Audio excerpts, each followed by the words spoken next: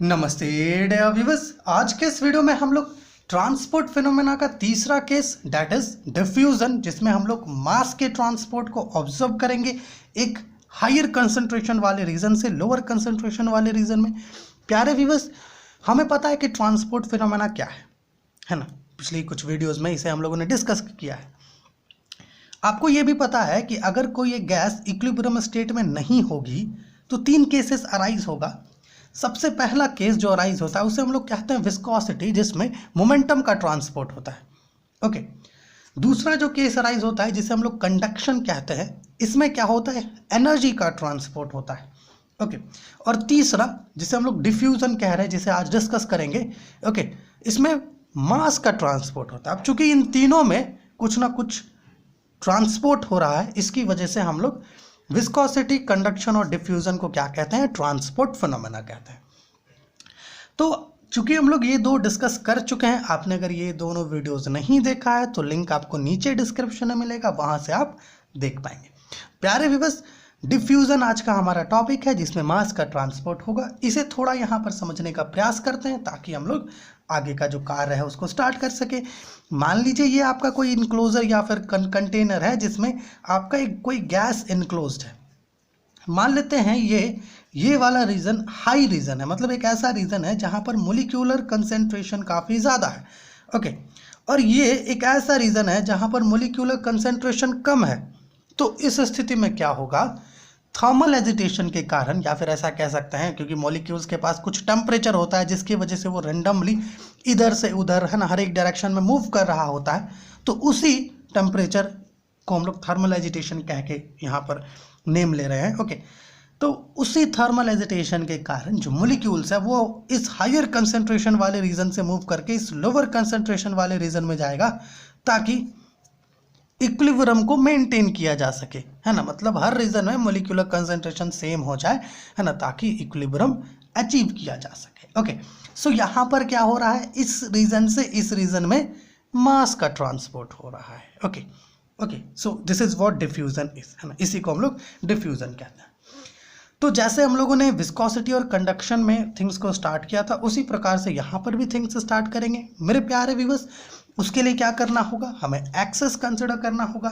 तो चलिए access consider कर लेते हैं। मान लेते हैं ये हमारा जेड एक्सिस है, इधर वाला जो है एक्स एक्सिस है। ओके, और इधर कहीं पर जाकर के इस साइड, इस डायरेक्शन में कहीं पर जाकर के वाई एक्सिस है। ठीक है प्यारे व्यूअर्स, मान लीजिए हमारे पास यहाँ पर दो प्लेन्स अवेलेबल है। ये है प्लेन ए बी, ओके, और ये है प्लेन सी डी।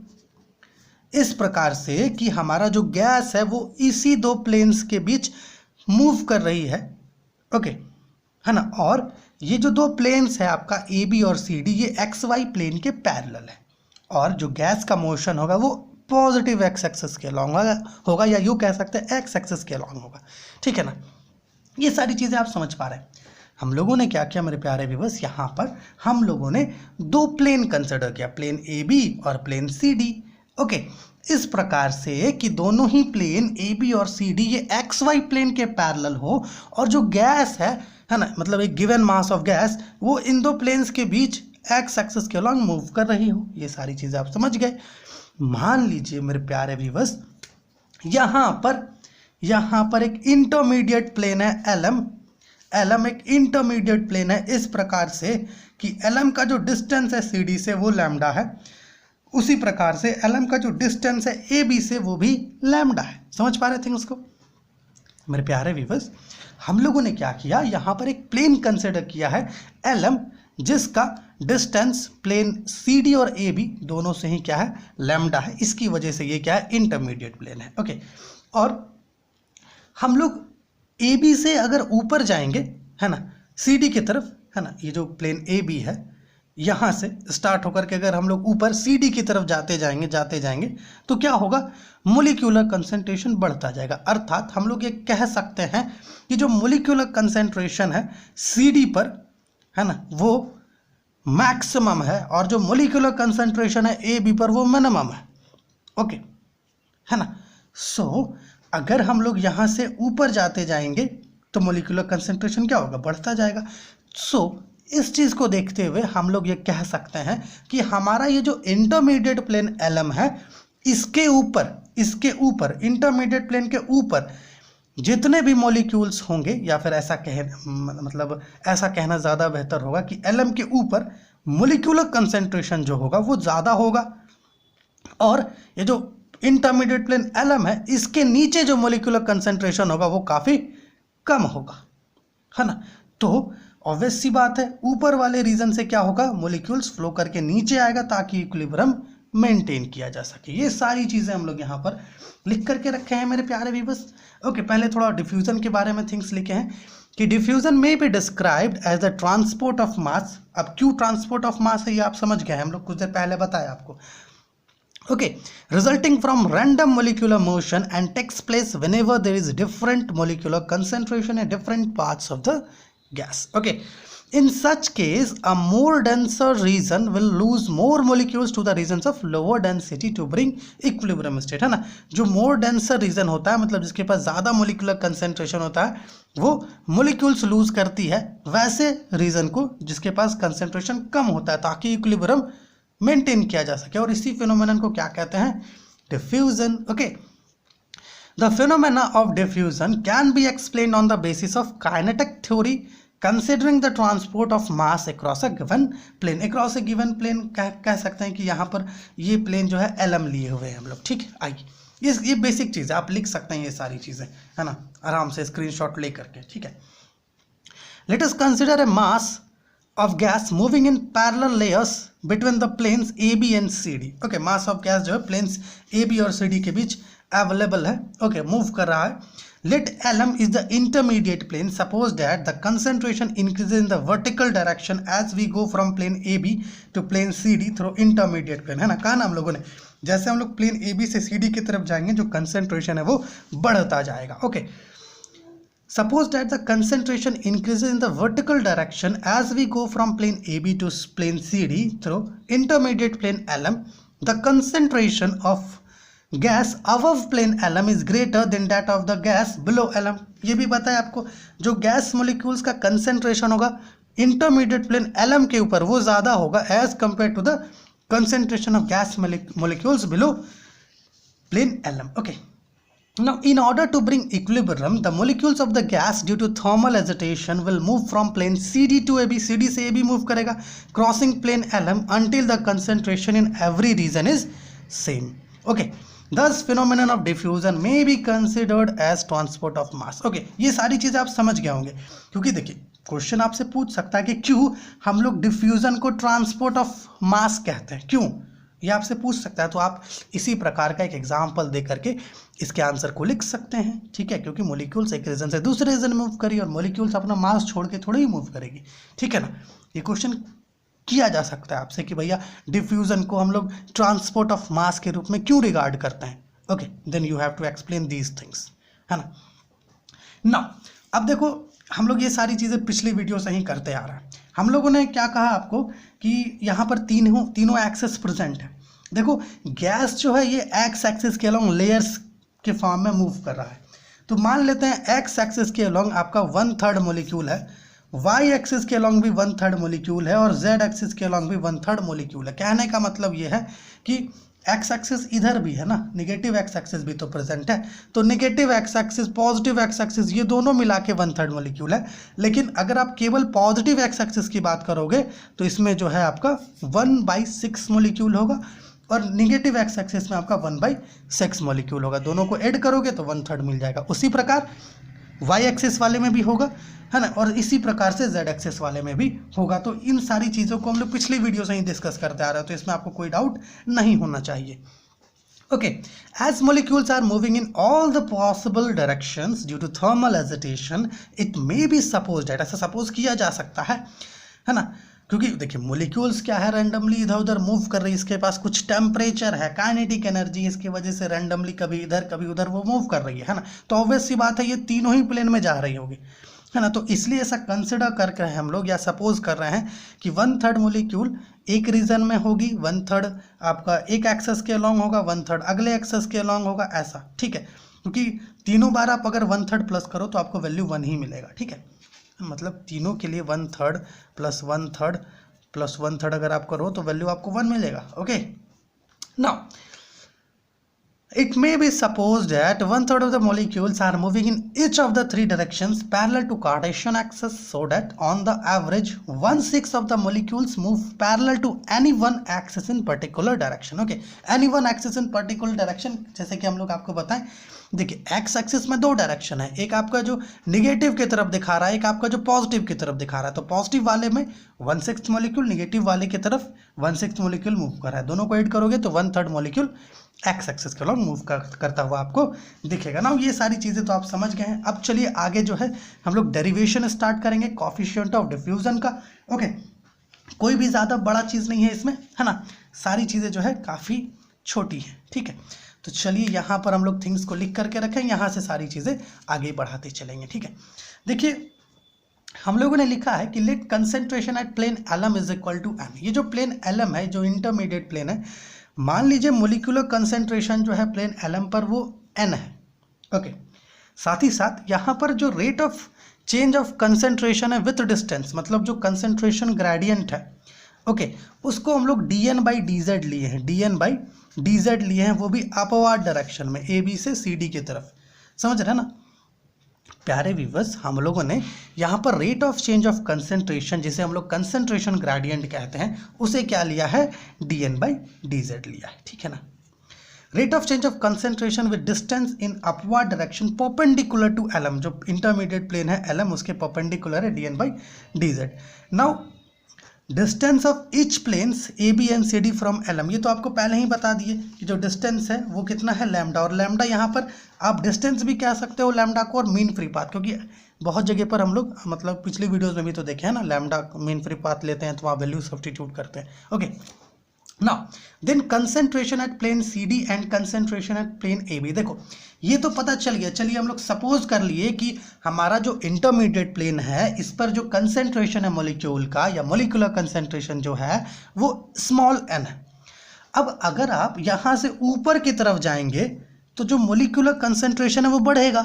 तो जो प्लेन सी डी है, यहाँ पर जो कंसेंट्रेशन होगा वो कितना होगा प्लेन सी डी पर। देखिए प्लेन एलम पर कितना है, एम, माफ कीजिएगा एन, प्लस अब आपको एलम से सीडी जाने में कितना डिस्टेंस लग रहा है, लैम्डा, और यहाँ पर जो ग्रेडियंट है अर्थात जो कंसेंट्रेशन ग्रेडियंट है वो कितना है, D N by D Z. Okay, D N by D Z concentration gradient है। So this is the concentration at plane C D. उसी प्रकार प्लेन ए बी पर अगर आप कंसेंट्रेशन पता करोगे तो वो आपको मिलेगा N minus lambda D N by dz. Now substitute these values at these places.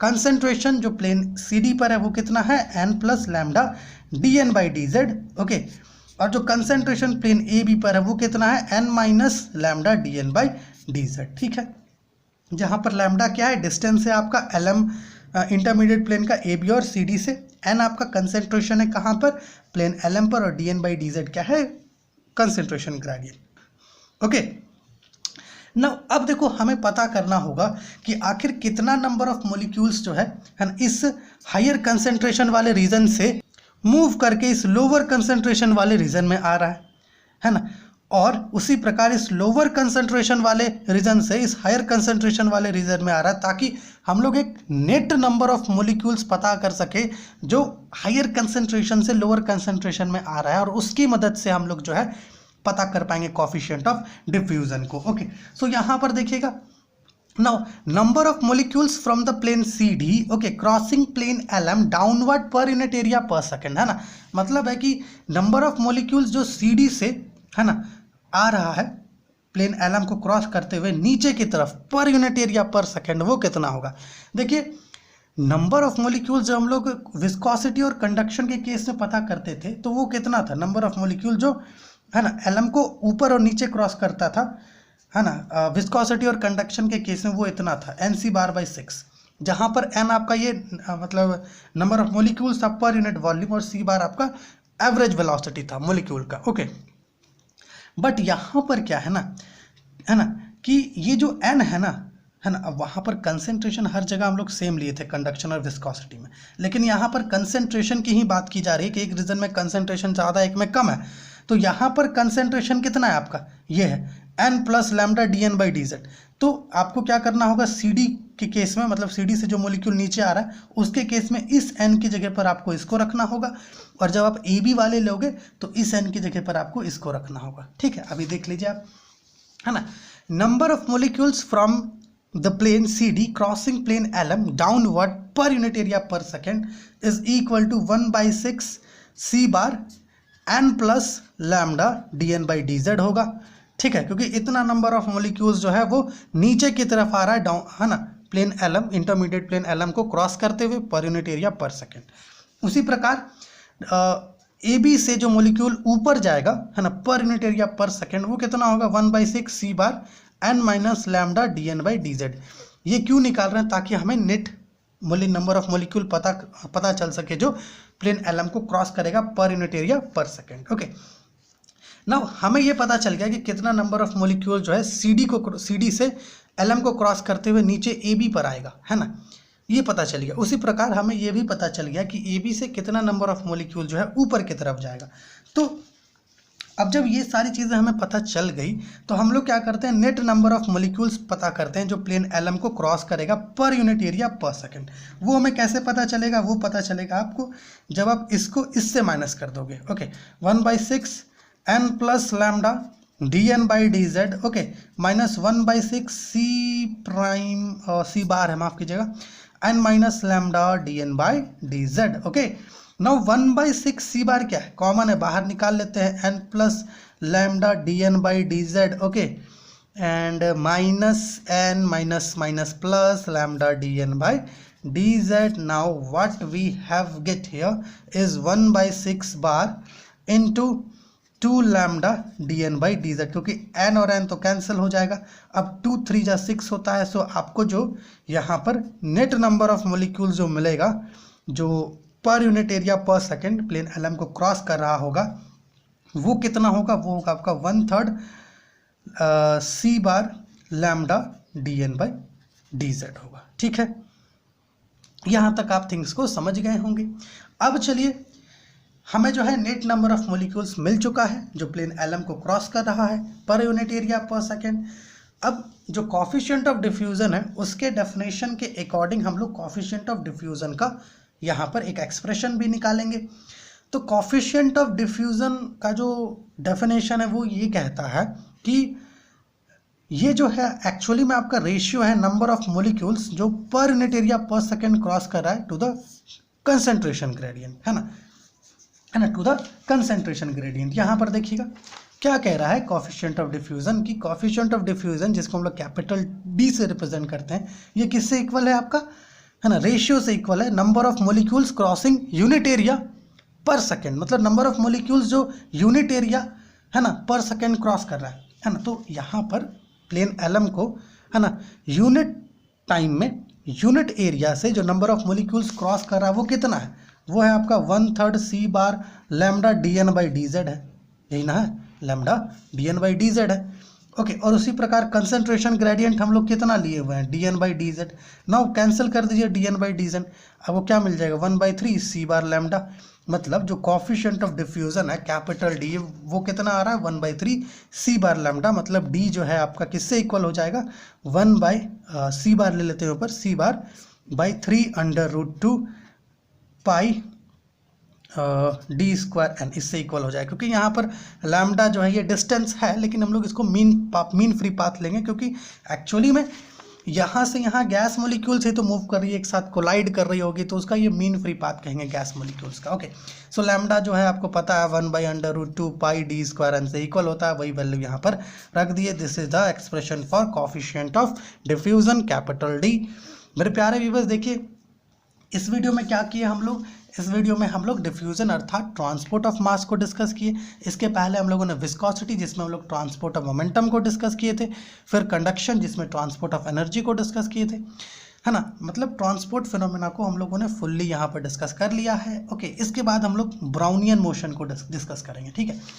और अगर आपको इस वीडियो में कुछ भी पूछना हो, कुछ भी डाउट हो, तो प्लीज़ कमेंट कीजिए, ताकि आपका जो भी डाउट है उसको हम लोग क्लियर कर सके। तो चलिए मिलते हैं आपसे अगली वीडियो में, तब तक के लिए खुश रहिए, आबाद रहिए।